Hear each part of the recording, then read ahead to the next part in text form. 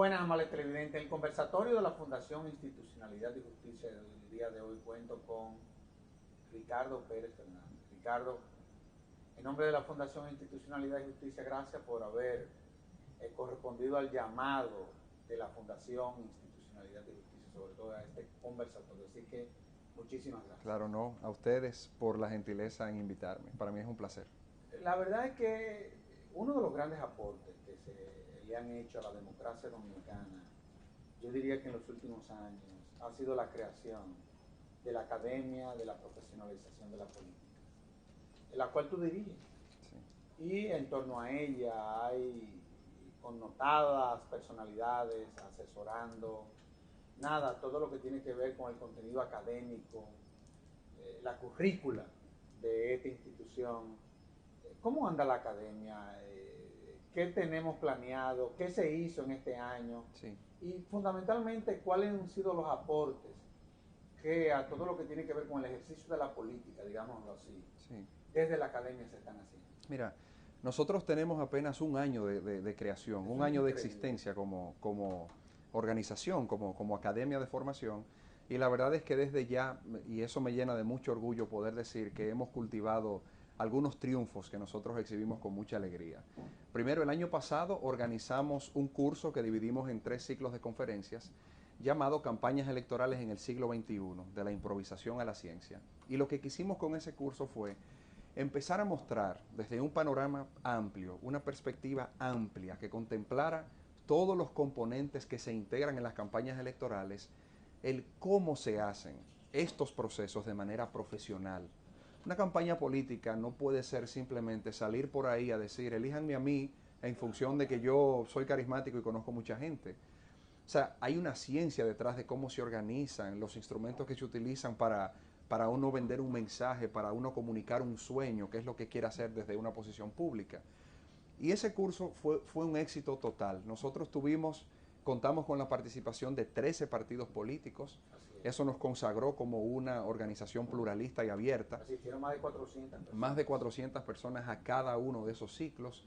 Y tuvimos la colaboración de los expertos iberoamericanos y estadounidenses principales en cada una de las áreas que expusimos como bloques temáticos. Entonces, tanto la prensa como los propios partidos, y otras organizaciones de la sociedad civil reconocieron ese esfuerzo que hicimos desde la academia en nuestro primer curso y lo han valorado muy positivamente. Entonces ahora, para el año que viene, venimos con una actividad en donde vamos a empezar a promover, y yo diría de manera agresiva, la necesidad de que en la República Dominicana entremos a la fase donde los candidatos, por lo menos al nivel de la presidencia, quienes aspiran a ocupar esa posición pública, que es la principal en nuestro orden nacional, tengan que debatir, tengan que en un marco de contrastes de ideas presentar sus propuestas ante el público. Entonces, la idea que tenemos con eso es diseñar un proyecto de ley que lo podamos someter a través de una comisión de diputados que representen a cada uno de los partidos políticos que están en el Congreso Nacional. Y generar el debate.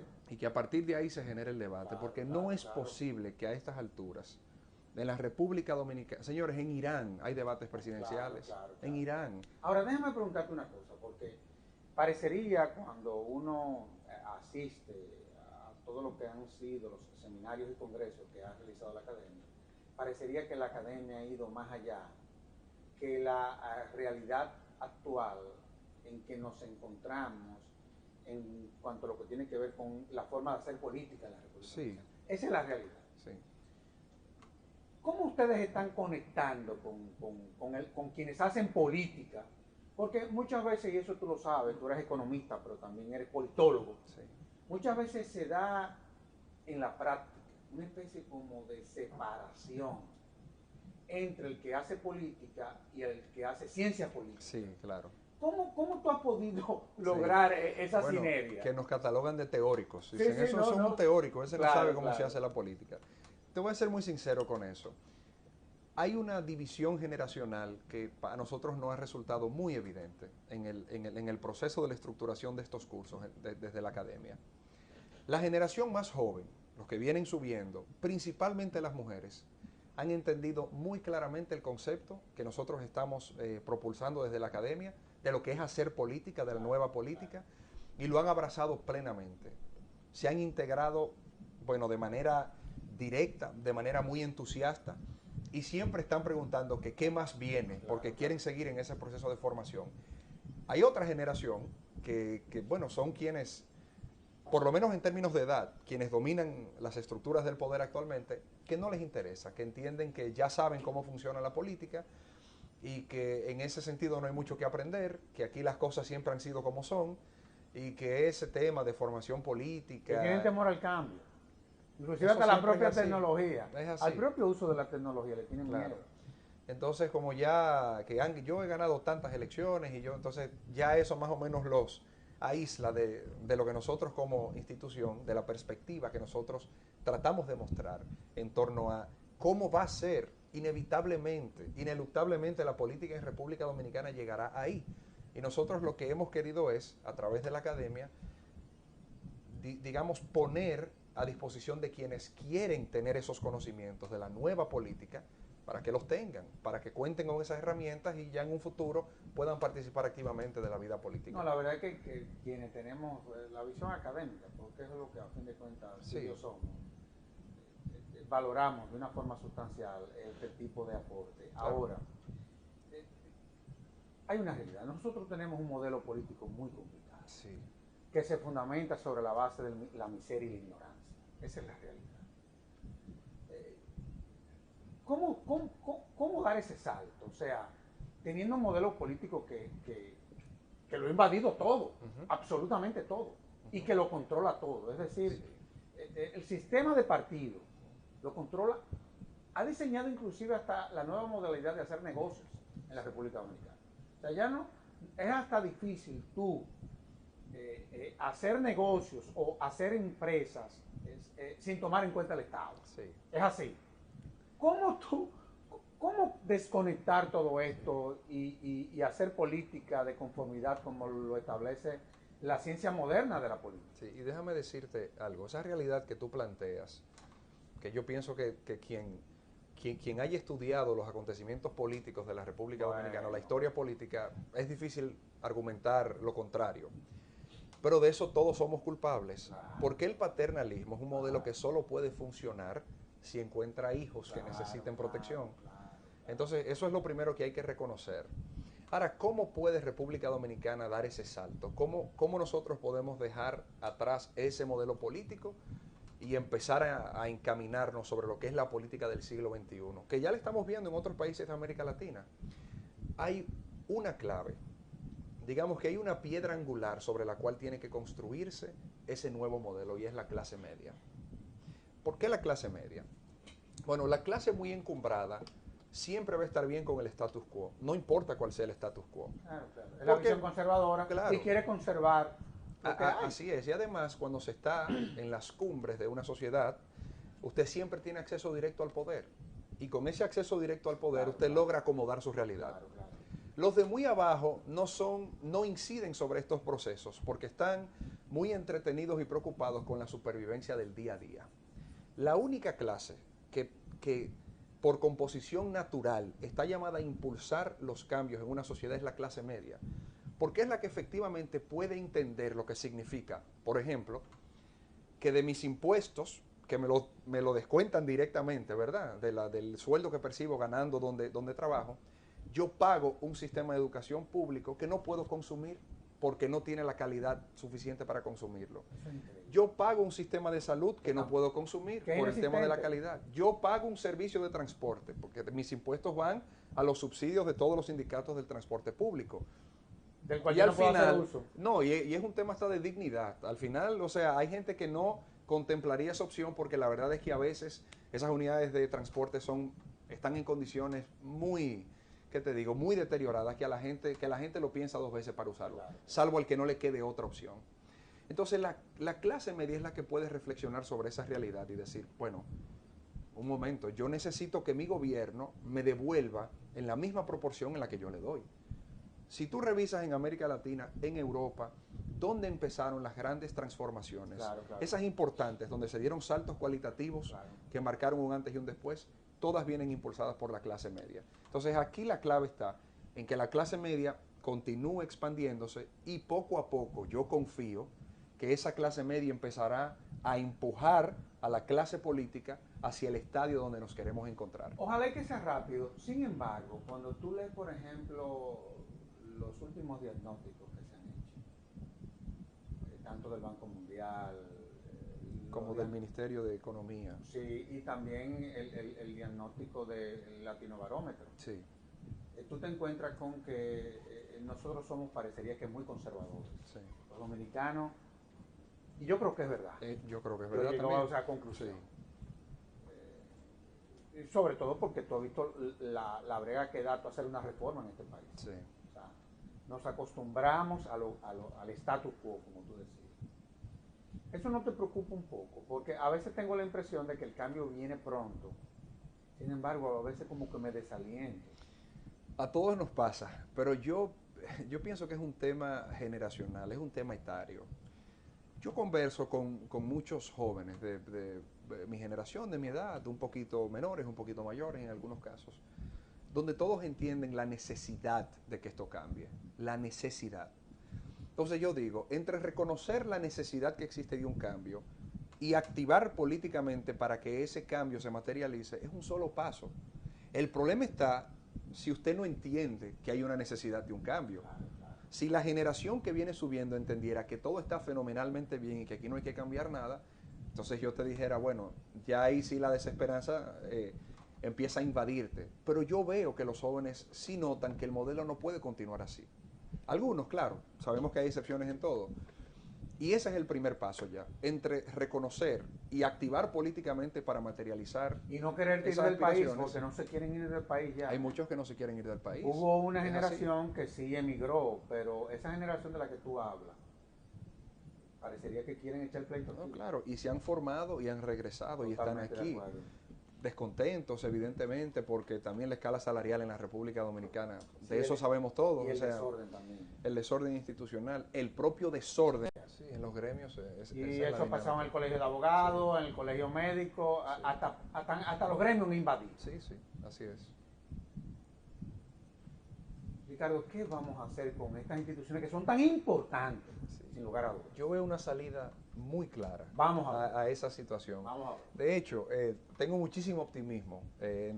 Mira, tú vas a tener que venir más aquí al programa. En torno a la idea de que en términos institucionales, lo mejor está por venir para el sistema de partidos nacional. ¿Por qué? Mira, el poder siempre se ha fundamentado sobre dos conceptos: la legalidad y la legitimidad. Y es un tema que a mí en lo particular me gusta mucho. He escrito muchísimo sobre eso. Porque en este siglo, y eso es algo que la clase política dominicana no acaba de entender, la legitimidad supera con creces la legalidad. Pero por mucho. Entonces, ¿qué estamos viendo? Hoy en día está planteado ante el país una alianza político-electoral para las próximas elecciones sin precedentes en la historia de la República Dominicana. O sea, tenemos los tres principales partidos del sistema, los tres históricos, van aliados a nivel presidencial por lo menos en un próximo proceso electoral. Para mí, ese es el inicio incontrovertible de la crisis. Eso lo que demuestra es que esos partidos políticos han venido perdiendo legitimidad. Y ahora, por un tema de supervivencia, se ven en la obligación de ir aliados para no perder personería jurídica. Eso para mí es la primera. Sí, es mediático. No, y ahí incluso saldrá más lacerada aún la legitimidad que tienen que tener esos partidos. O sea, una cosa es que usted forme una alianza político-electoral con un grupo de partidos, primero que se articula desde la oposición. Por lo general, se articula para sacar a quien está del poder. Y se hacen partidos pequeños en torno a un partido grande que los cohesiona. Por ejemplo, el bloque progresista, que se articuló para las elecciones del 2004, sí. Bueno, continuó siendo el bloque progresista hasta ahora que se empezó a desintegrar con la partida de algunos partidos políticos. Esa es la naturaleza en un sistema presidencialista de las alianzas políticas. Ahora usted tiene el principal partido histórico de oposición y el segundo partido, el tercer partido más importante, que van aliados para mantener al que está en el poder. ¿Dónde está la legitimidad de una alianza de esa naturaleza?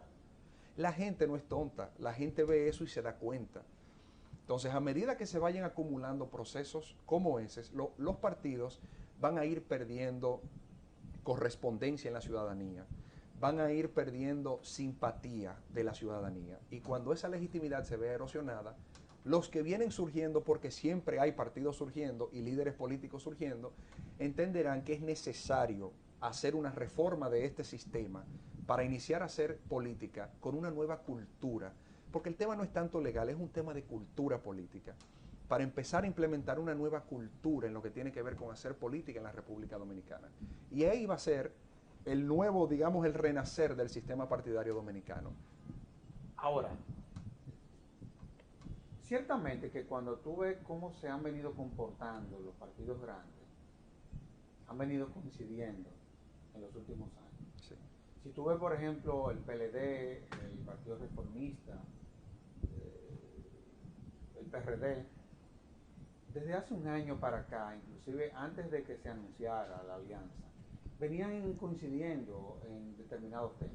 Sí. Por ejemplo, socializaron una ley de partidos políticos, Sí. esos 3 partidos, y venían coincidiendo en otros temas más. Sí. En el tema de todo lo que tiene que ver con nuestras relaciones con Haití, esos 3 partidos venían Sí. pareciéndose los 3.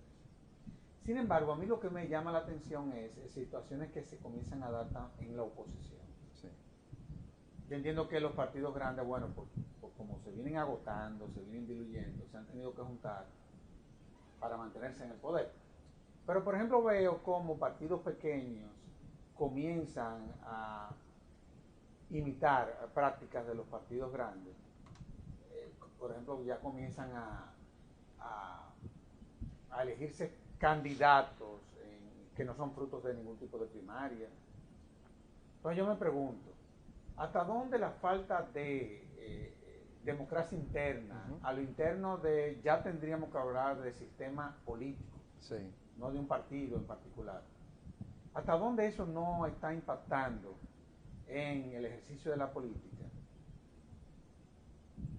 ¿Y qué pudiese esto traer como consecuencia? Porque si el sistema de partidos se cae, Sí. porque ya la oposición está imitando a aquellos de los cuales la propia sociedad comienza a cansarse, ¿qué vendría después de eso? Porque no han leído apropiadamente Pero las circunstancias en las que nos encontramos. Dios.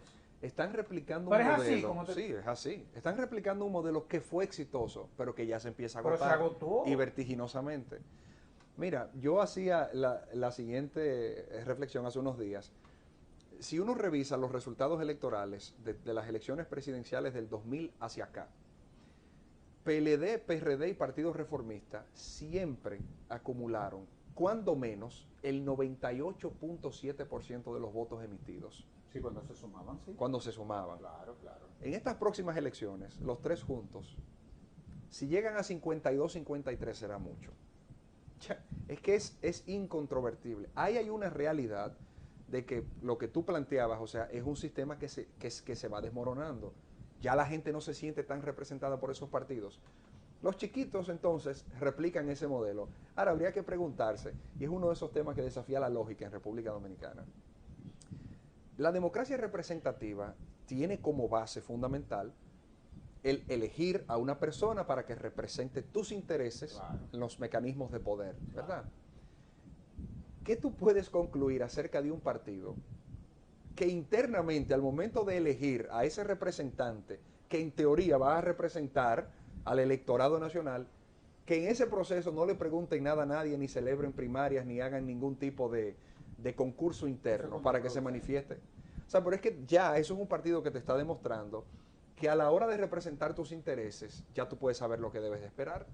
O sea, porque es evidente. Si no te consultaron para saber quiénes son tus candidatos preferidos, ¿qué se va a hacer cuando esos lleguen a sus posiciones en el Estado a representar tus intereses como sociedad? No se puede esperar que en una instancia del proceso sean representativos y en otros no. Claro, claro. Entonces, ahora, tú hablabas de que en uno de los seminarios que hizo la academia se trató el tema de las campañas electorales. Sí. Tú sabes muy bien cómo se diseñan las campañas electorales en este país. Sí. Porque tú lo sabes. Sí, sí, sí, sí. Muchas veces se sustentan sobre la base de argumentos negativos, Sí. etcétera, etcétera, etcétera. ¿Cómo tú ves, por ejemplo, esa parte del ejercicio de la política en la República Dominicana, Sí. en donde, inclusive hasta desde la propia sociedad, siempre se espera Sí. que se den ese tipo de campañas? Claro, ahí el tema está, más que en revisar las conductas y las prácticas de los actores del sistema político, también hay que plantearse qué está pasando en la sociedad. Porque es que evidentemente un partido político solamente va a poner como producto, ¿verdad?, a disposición de una sociedad algo que tiene posibilidades de calar y venderse. Claro, claro, claro. Entonces, aquí, y esto es a nivel sistémico, nosotros nunca hemos podido diferenciar entre campaña negativa y campaña sucia. La campaña negativa es absolutamente válida. Óigame, si usted es un partido que aspira a desplazar al que esté en el poder, es absolutamente legítimo que usted demuestre todo lo que no ha hecho bien el que esté en el gobierno. De eso se trata la oposición, es hacer eso. Ahora, de ahí a dar los golpes bajos que aquí se ven en este sistema político, lo primero que te dice es la precariedad de los actores, de los propios actores del sistema. Y lo segundo que te dice, que es lo más triste, es que la sociedad consume ese tipo de información y le gusta ese tipo de información. Porque si la rechazara y si no la consumiera, los partidos políticos no la brindaran. Esto es un juego entre vendedores y consumidores. Si hay consumidores para lo que yo vendo, seguiré vendiendo. Ahí los niveles educativos entonces tienen un impacto en la forma de hacer política. Muchísimo, claro que sí, eso Y impacta. entonces muchas veces tú tienes que adaptar esa forma a el nivel educativo que tiene la sociedad. Pero yo también pienso, Oye, pero eso es muy triste. es muy triste, pero yo también pienso que la prensa es hora de que empiece a jugar otro rol. Porque también la prensa es un actor importantísimo en el sostenimiento de la democracia y en la calidad de la democracia. La prensa es fundamental en eso. Y lamentablemente a veces vemos algunos medios de comunicación que se hacen eco de cosas o que propician, ¿no?, que ciertas informaciones corran en donde ni siquiera se ha verificado la veracidad de lo que se dice, en donde no se tienen las fuentes claramente identificadas, en donde no se sabe ni siquiera, no se hacen las investigaciones precisas como para saber si lo que mueve una información determinada es un interés político. Y a veces es tan evidente que es así. Y uno se plantea, bueno, pero es que la prensa no puede ser simplemente una caja de resonancia. La prensa, en la primera democracia del mundo, donde a la prensa se le definió su rol, fue en la americana. Y es la democracia que modela la República Dominicana. Entonces, ¿por qué no recurrir a eso, a lo que es ese rol fundamental de la prensa en un sistema democrático que funcione, para que aquí empecemos a replantearnos algunas cosas? No hay duda, sobre todo el poder que tiene la prensa para no solamente diluir, sino también para catapultar Sí, cualquier, digamos que personalidad. claro. Esa es la realidad. Ahora, me preocupa, partiendo de lo que tú estás planteando, como muchas veces vemos que escritos que salen en los medios, digámoslo así, son dirigidos por determinados sectores. Sí. Por ejemplo, una determinada noticia que se supone que debe de no solamente contener ciertos niveles de objetividad e imparcialidad, Sí. muchas veces no refleja el contenido de lo que aconteció, sino la opinión del que está haciendo la noticia. Del que redacta es la así. noticia. Claro. Ahora, ya eso es un tema. Pero eso es muy grave. Claro, no, y eso es un tema de formación del periodista. Es un tema de formación también. ¿Viste? Al final todo se reduce a formación y educación. Es un tema de formación del periodista, porque una cosa es un escrito de opinión y otra cosa es un escrito para dar a conocer una información. Son cosas muy distintas. Sin embargo, uno siente que a veces esa línea se diluye y queda muy difusa y a veces uno no sabe lo que es opinión y lo que es noticia. Claro. Pero y eso es un tema de la prensa, eso es un tema de la formación del periodista, que naturalmente también hay en ese sector. Vemos algunas de las necesidades que también vemos en el sistema político, que vemos en el sistema empresarial, que se ve en sentido general, educativo, en la clase profesional. O sea, no es que los periodistas sean malos, ni que los otros es no. que hay un problema. Hay un problema fundamental aquí. General. Claro, y es de todos. Es que Claro. todos nosotros, en cada uno de nuestros ámbitos, podemos observar. Lo vemos los economistas, Claro. lo vemos los abogados, Hay los una altos falta, niveles de claro, formación. hay una Esa es falta realidad. crítica de formación y de educación en sentido general. Sin lugar a dudas. De todos modos, vamos a hacer una pausa, Sí. Ricardo, y de inmediato volvemos con este interesantísimo programa.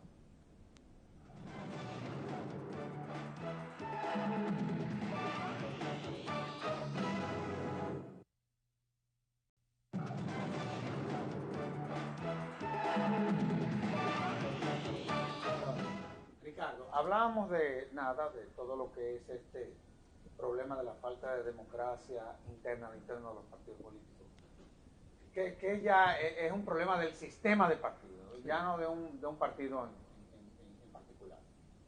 Sin embargo, hay otro tema que es importante también que evaluemos, y el que tiene que ver con la transparencia. Sí.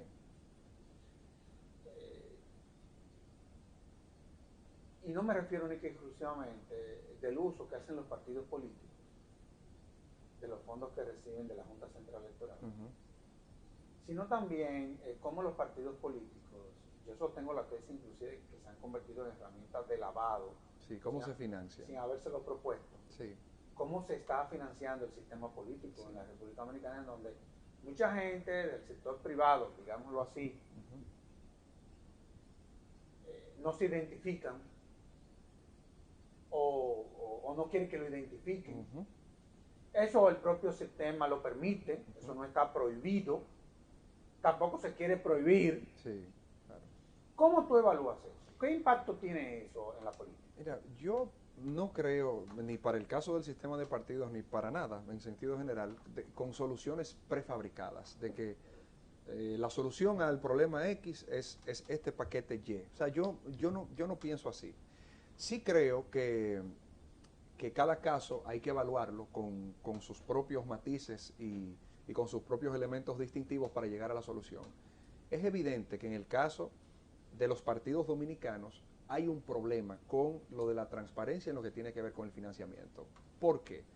Porque ya ha sido evidente en más de una ocasión y en más de un nivel de que el narcotráfico ha penetrado ese entramado de financiamiento de los partidos políticos. Y el mismo presidente de la Junta Central Electoral lo ha advertido. Exacto. Entonces, en ese caso, ¿qué podemos hacer?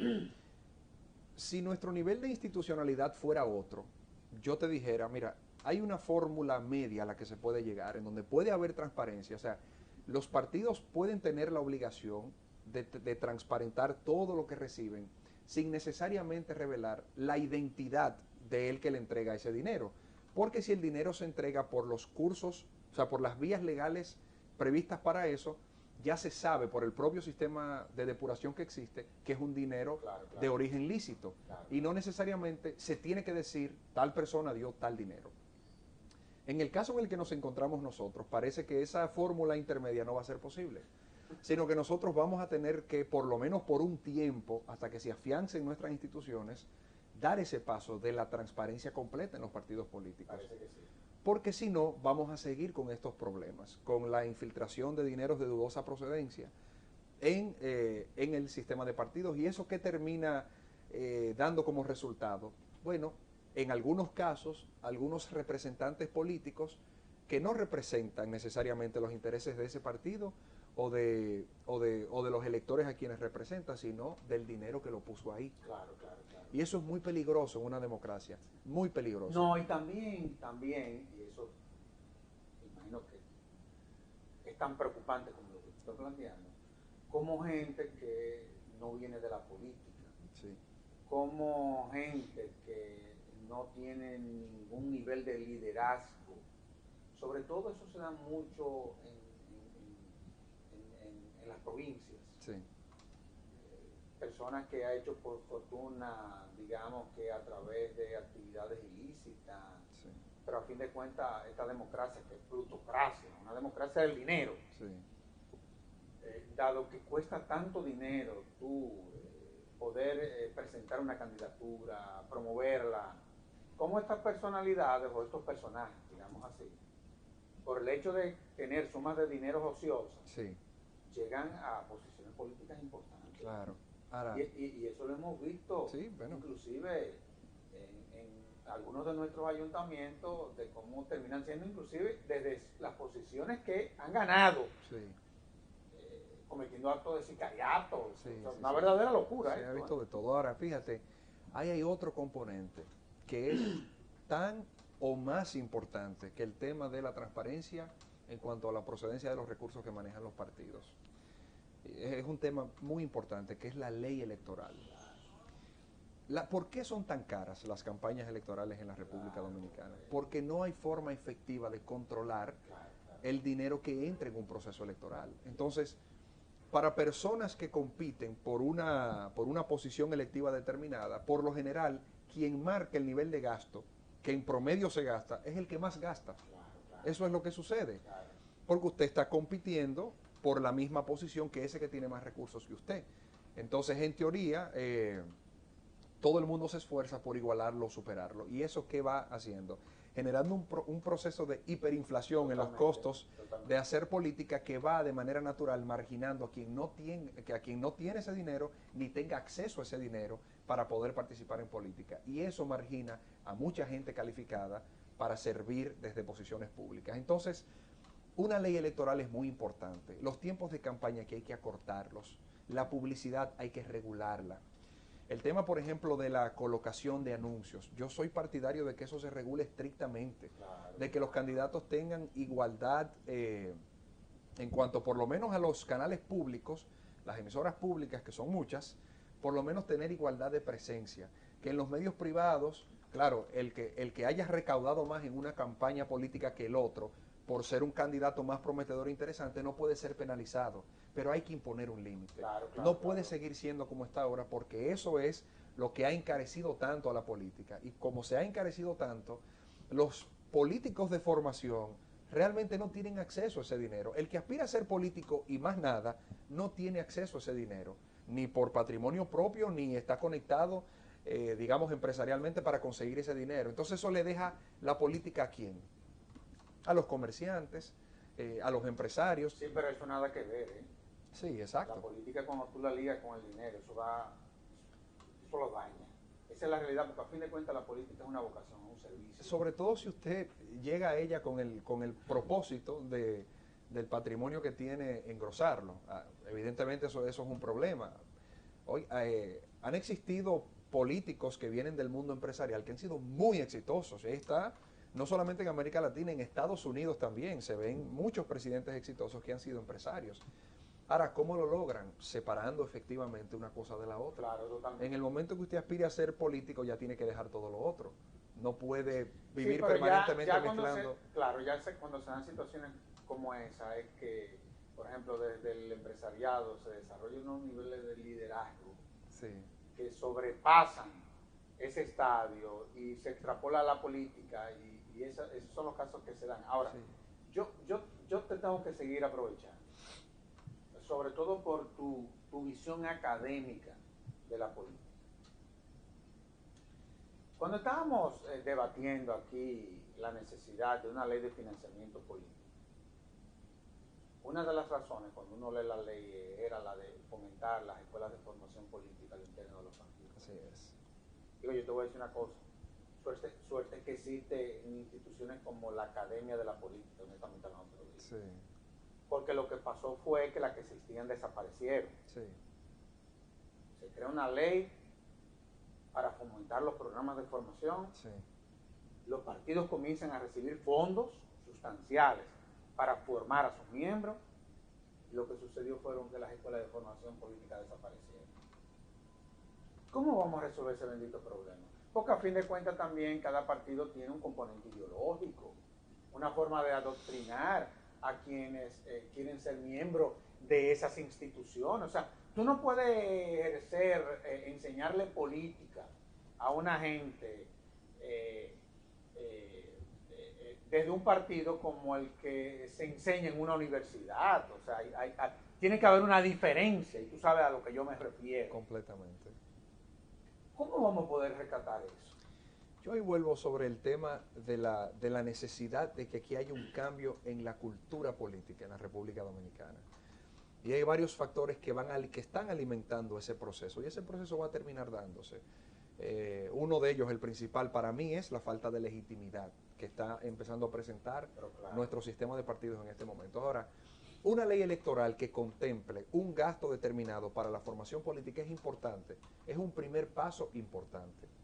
Ahora bien, ¿por qué han desaparecido las ideologías en República Dominicana? Porque no son necesarias ya no son necesarias, ya los partidos que han gobernado, incluso si uno se va más profundo, también que al dominicano no le interesa si es de derecha o si es de izquierda, o si es, ni le interesa no le interesa ni entenderlo. Entonces uno dice, bueno, yo entiendo a los partidos desde ese punto de vista. Incluso si uno se pone a pensar y va un poquito más profundo en el tema, dice, pero el PRD representa a la Internacional Socialista, pero si uno va a las ejecutorias del PLD, el PLD realmente tiene más credenciales para pertenecer a la Internacional Socialista que el PRD, por lo menos juzgándolo a partir de su último periodo en el gobierno. Entonces hay una serie de confusiones que hay en términos de la ideología de los partidos. Ahora, y eso no puede depurarse hasta que el electorado lo empiece a exigir. Y por eso es muy importante, por ejemplo, el tema de los debates electorales. Porque cuando tú, en un escenario de confrontación dialéctica, tú te ves en la necesidad de diferenciar mi propuesta de la propuesta del contendor, entonces ya ahí evidentemente eso es un proceso que queda invadido por la ideología. ¿Dónde está la diferencia entre el planteamiento de un PRDista y un PLDista? Tiene que fundamentarse en diferencias ideológicas de cómo se ve el Estado o de cuál se entiende que son las vías más adecuadas para que un país pueda progresar. El debate ayudaría mucho con eso. Ahora, mientras en sentido general a la población no le interese, ni le exija a los partidos diferenciarse en términos ideológicos, no lo van a hacer. El político hace lo que tiene que hacer para conseguir o permanecer en el poder, y punto. ¿Cómo tú ves, por ejemplo, bueno, hemos visto algunos acontecimientos en torno a la participación de la mujer en la política? Sí. Sin embargo, es evidente, todavía sigue habiendo resistencia de un sector que es mayoritario, me refiero al sector masculino, que muchas veces se resiste a real y efectivamente igualar o más o menos equiparar, si se quiere, esa participación o que haya un contrapeso entre uno y otro. Porque tampoco es un 50 porque tiene que haber un 50. También tiene que haber un interés el tema de participación. Cuotas, no, claro, eso de la cuota es muy relativo. Sí. Pero no deja de seguir habiendo resistencia, esa es una realidad. Sí. A lo interno de los partidos políticos. Sí. ¿Cómo tú valoras eso? Es un tema generacional. Totalmente, ¿verdad? Simplemente. Eso es cuestión de tiempo. Pero eso va muy rápido ya. Muy rápido. Y eso tú lo ves en las aulas muy universitarias. Muy rápido, claro que sí. Que el 63% son mujeres. No solamente eso. Volvemos a uno de los hallazgos del Latino Barómetro. Nosotros somos el país en América Latina que autorreporta el mayor nivel de conservadurismo. Eso es una conducta del conservadurismo. Claro, eso es así. Ahora, es un tema generacional, simplemente. Yo lo veo no solamente, por ejemplo, en la generación incluso más joven que yo. En mi generación, ya las mujeres no entienden ni siquiera en qué se fundamentó una vez el hecho de que tú tuvieras derecho a hacer cosas que yo no. Y en sentido general, te lo digo en sentido general, desde lo profesional hasta lo personal. Entonces, es un tema generacional. Cuando la generación que domina actualmente las estructuras del poder y los partidos pasen y den espacio a los próximos, tú vas a ver que eso se va a nivelar. Claro, también tiene que existir un interés, como tú dices, de la mujer participar en política. Porque el tema de la cuota, en un sistema donde te iguala las condiciones de participación, puede terminar haciendo daño también. Y eso hay que evaluarlo. Naturalmente, no estamos en esa etapa todavía. La cuota es necesaria hoy en día. Ahora hay que ver cómo esto va evolucionando, y va evolucionando muy rápido, para ver si en unos años continúa teniendo sentido ese mecanismo de incentivo para que la mujer participe en política. Ricardo, la gente te conoce como politólogo. Sí. Pero yo te conocía primero como economista y te tengo que aprovechar en esa dirección. Sí. Y quiero que analicemos algunos aspectos que son de naturaleza global. Sí. Y cómo eventualmente eso impactará todo lo que es el sistema económico universal. Claro. Vámonos a China, Sí, que yo sé que tú tienes una visión muy interesante respecto a las ciencias económicas desde el punto de vista de esa visión mundial. China, que fue un fenómeno, yo sostenía la tesis de que era la que mejor estaba sabiendo interpretar capitalismo sí, en una ocasión. Tú te encuentras con China, que era el mayor exportador del mundo de 60.000 cosas diferentes. sí, Sin embargo, se ha convertido en uno de los principales consumidores del mundo. sí. ¿Qué impacto va a tener esa realidad, porque Sí. es una realidad, en todo lo que va a ser el sistema económico global? Bueno, ya lo está teniendo, de hecho. Y el problema que afronta China ahora mismo, y va en esa dirección su visión estratégica, y es un plan que ya está en ejecución, es que a pesar de que sí han empezado a cometer esa transición de convertirse en una economía donde el consumo interno sea importante, todavía no lo es lo suficiente. Y esa es la razón que explica la desaceleración económica que estamos viendo desde China, y que evidentemente desde China afecta a todo el mundo. Tú ves el caso de los Estados Unidos, por ejemplo. El presidente Obama hace unos años presentó un plan para duplicar las exportaciones americanas en el 2015. Eso no fue posible. Las exportaciones ahora mismo a nivel mundial están estancadas. Pero es por la desaceleración. Por la desaceleración, bueno, la de China, la europea y la de los BRICS en sentido general. Ahora, ¿por qué Estados Unidos sigue creciendo? Esa es la pregunta que se hace todo el mundo. ¿Por qué los otros sabemos que están en recesión y situaciones de crisis? Sin embargo, vemos que Estados Unidos, a pesar de que las exportaciones están estancadas, Ha crecido un 2, creo. va creciendo por el consumo interno. Eso es lo que no tiene China. Y China pretende entonces ahora acometer esa transformación que no va a ser nada va a tener fácil. un impacto en el Importantísimo. mundo. Países como el nuestro podrían beneficiarse. ¿Cómo? Bueno, una sociedad que consuma más, parte de ese consumo se destina a actividades vacacionales, actividades de ocio. Ahí podemos entrar, por ejemplo, nosotros en el tema turístico. Así, una que se me ocurre porque es el sector más importante nuestro. Ahora, ¿qué ha hecho China para defenderse con relación a esa nueva desaceleración que están afrontando? Bueno, lo primero que hicieron fue devaluar la moneda. ¿Por qué devaluaron el renminbi? Bueno, porque devaluando la moneda sus exportaciones se hacen más atractivas para el resto del mundo. Si un dólar antes te compraba 10 libros, si hay una devaluación importante, tal vez ese mismo dólar te compre 12 o 13 libros. Y hay un incentivo que por la vía monetaria se da. China ha intentado hacer eso. Ahora, a escala global, esa desaceleración de China ha provocado que las materias primas caigan. Y como claro, y como las materias primas han venido cayendo, ahí está el petróleo que está barato, que claro, nosotros como un país que consume derivados de petróleo, o sea, que no produce petróleo, nos ha beneficiado. Sí, pero eso tiene un impacto Claro, negativo pero a en los la economía. productores, evidentemente, pues les ha hecho mucho daño. Ver el caso de Venezuela y el caso de Rusia. Totalmente. Ha pasado con otras materias primas como el oro, bueno, el oro no tanto, pero como el hierro, como el caucho, por ejemplo, y ahí vemos como el níquel, Chile, Brasil, Argentina vuelven de nuevo al camino hacia la recesión, precisamente por eso. Se han desplomado esos precios y China ya no está demandando. Entonces, vivimos en una economía que es muy compleja, muy interconectada. Un fenómeno en un sitio termina repercutiendo sobre la economía global. El entendimiento muchas veces se dificulta, pero los actores principales siguen siendo lo mismo. Estados Unidos, Europa y China. Lo que pasa en esos dos países y en esa región del mundo termina afectando la economía global y de manera particular la economía dominicana. Siempre hay que observar esos actores. Vámonos a Europa.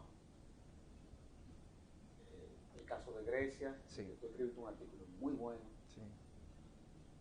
Pero nosotros, cuando hablamos de Europa, nos identificamos mucho con España. Sí.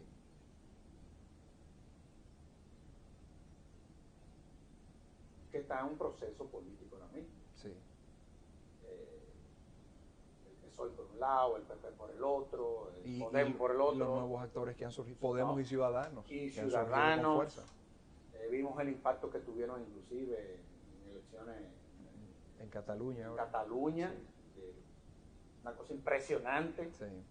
Que le ha cambiado la lógica de la política en toda España. Así es. ¿Cómo tú visualizas el caso español? Es una crisis de identidad. España lo que tiene hoy en día es una crisis de identidad. ¿A qué tú te refieres cuando hablas de una crisis de identidad? Mira, la región de Cataluña, por ejemplo. O sea, primero empecemos con lo que a nivel geográfico ha pasado y ya luego con lo que en el sistema de partidos español viene sucediendo. Cataluña es una región española que siempre ha pues proclamado tener una identidad distinta al resto de España. Hay unas diferencias idiomáticas, ya se habla catalán, en el resto de España castellano. Hay unos temas históricos que van incluso hasta la época del descubrimiento de América. Sí, sí, sí. O sea, o que datan desde ahí. El tema industrial En fin, también sí, tiene un una impacto. diferencia, sí. Cataluña es la capital financiera de España Sí, sí, sí. y hay también un tema de que Cataluña es un transmisor neto de riqueza al resto de España y es una situación en la que ellos no quisieran continuar subsidiando las otras provincias españolas que no presentan crecimiento económico como ellos. Ahora, ¿qué ha pasado? Con la unificación de Europa, en la Unión Europea, han venido resurgiendo en casi todos los países estos partidos políticos que representan los nacionalismos. Eso no es coincidencia. Lo que hay es un temor de una pérdida de identidad. Europa recibe una cantidad importante de inmigrantes todos los años. Ahora, en la última década, una parte muy importante, una parte significativa de esa migración han sido musulmanes. Han sido árabes que vienen de países árabes, musulmanes, practicantes del Islam. Eso ha generado una especie de ola de pánico en Europa. Y por eso uno ve el surgimiento del partido de Marine Le Pen en Francia, por ejemplo. Ve el surgimiento de los neonazis en Alemania, a pesar de que Merkel ha sido muy abierta con todo este tema. Y así en el resto de Europa. Hay un temor de perder la identidad que por tantos años y en tantas ocasiones se peleó en Europa. Recuerde que entre ellos los europeos, nunca han podido llevarse, nunca han podido, digamos, vivir en paz por periodos prolongados de tiempo. No. Y siempre ha habido de fondo un tema de identidad. Hay un factor económico importante, pero un tema de identidad. Este invento de la Unión Europea ha resultado bueno para el mundo, porque Europa no ha vuelto a tener conflictos. La Unión Europea en todos los tratados que ella engloba. Sin embargo, el fenómeno de la inmigración vuelve a complicar esto. Ahora porque el temor que se tiene de esa pérdida de identidad viene por una amenaza externa. Y eso es lo que hace resurgir todo este nacionalismo que se manifiesta en partidos por toda Europa y que se manifiesta en una región como Cataluña, que ahora cobra más fuerza esa petición de que se les permita ser independientes, de que ellos no se identifican con el resto de España. Y es al final ese mismo temor de quedar arropados por esta ola y que esos elementos distintivos, diferenciadores históricos de Cataluña queden sepultados en esa ola. O sea, para mí, claro, es una opinión particular, hay otras teorías, pero para mí, lógica. De fondo, siempre, en todo lo que comporta las relaciones entre países, siempre media lo económico. Pero en el caso de Europa, lo de la identidad es lo que explica el surgimiento de estos partidos nacionalistas y el hecho de que en Cataluña una petición que tiene muchos años haciéndose, o sea, esto no es nuevo, pero ahora cobró una fuerza preocupante. Qué bien. Y al final es eso, es todo un proceso que se está viviendo. Mira, el tiempo se agotó, es increíble. Sí. Tenemos una hora conversando y se nos quedaron muchos temas. Sí. Pero tú tendrás que volver. Sí, no, porque claro quiero que, sí, que analicemos desde el punto de vista político todo lo que es este proceso que se está dando en los Estados Unidos también. Sí. Y también quiero que analicemos con mayor tiempo qué fue lo que pasó en Europa